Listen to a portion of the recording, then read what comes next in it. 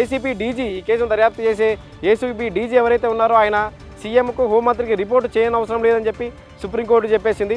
ఇప్పుడు మనకు రేవంత్ రెడ్డి దగ్గరే హోంశాఖ కూడా ఉంది. సో రేవంత్ రెడ్డికి ఈ కేసుకు సంబంధించి ఎలాంటి విషయాన్ని రిపోర్ట్ చేయనవసరం లేదు, ఈ కేసును దర్యాప్తు చేస్తున్న ఏసీబీ డీజీ అని సుప్రీంకోర్టు చెప్పింది. దీంతోపాటు భవిష్యత్తులో సీఎం రేవంత్ రెడ్డి కేసు విచారణకు సంబంధించి జోక్యం చేసుకున్నట్లయితే కోర్టుకు వెళ్ళవచ్చని చెప్పి కూడా చెప్పింది.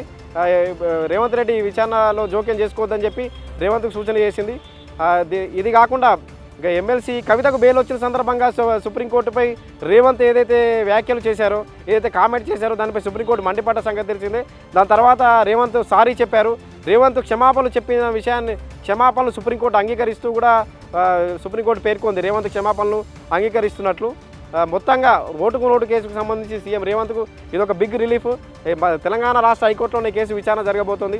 వేరే రాష్ట్రానికి బదిలీ చేయాలని చెప్పి జగదీష్ రెడ్డి వేసిన పిటిషన్ను సుప్రీంకోర్టు కొట్టిపాడేసింది, నిరాకరించేసింది ఏకంగా. సో ఓటుకు నోటు కేసు విచారణ తెలంగాణ హైకోర్టులోనే విచారణ జరగబోతోంది.